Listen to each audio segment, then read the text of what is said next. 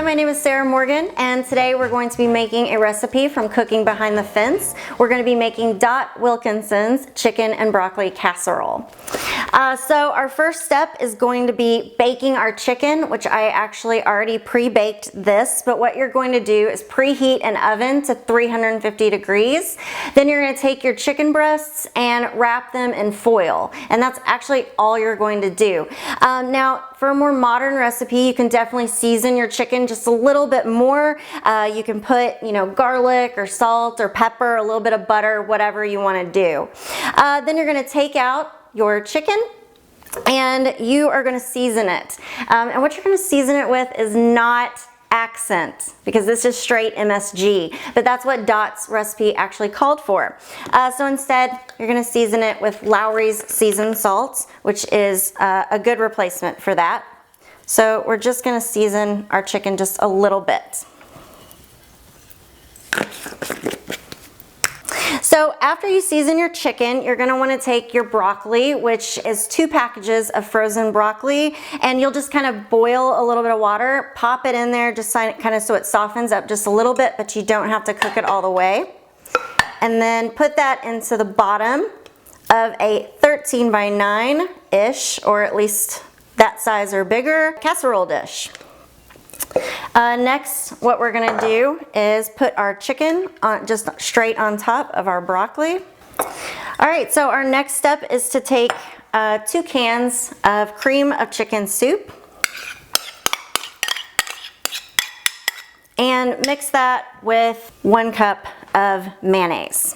Hellman's specifically is what Dot's recipe called for. Now Dot actually worked in Oak Ridge at the Y12 plant as a Calutron girl, running the machines that extracted the uranium, which was the fuel for the atomic bomb, the Little Boy.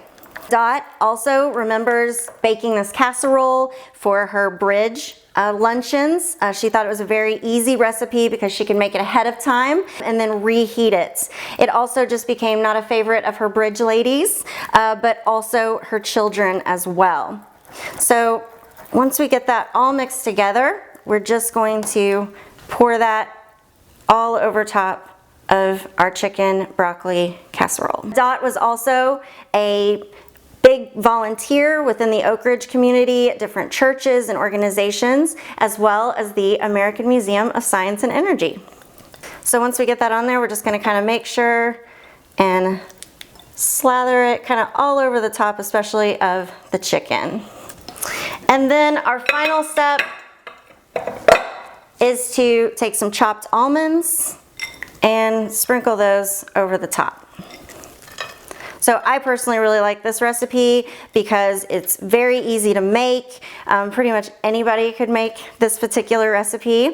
And as Dot said, it's very easy to make ahead of time since people have such busy lives and are kind of all over the place. You can make this and then just reheat it very easily. And then you are going to take this and we're going to bake it on 350 degrees for about an hour.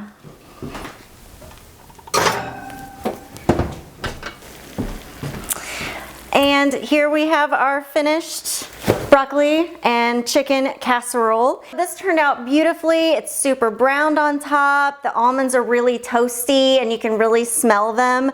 And that cream of chicken and mayonnaise mixture has soaked right down into the broccoli. And it really smells fantastic considering it really didn't have a lot of seasoning on it.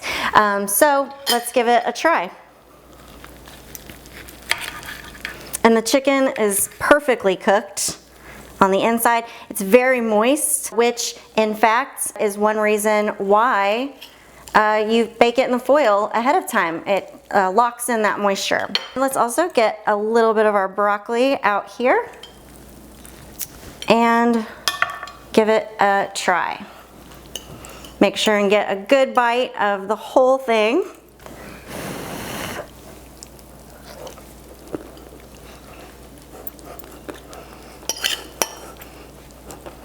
It's really good. Definitely love the almond on top and the flavor that adds to it.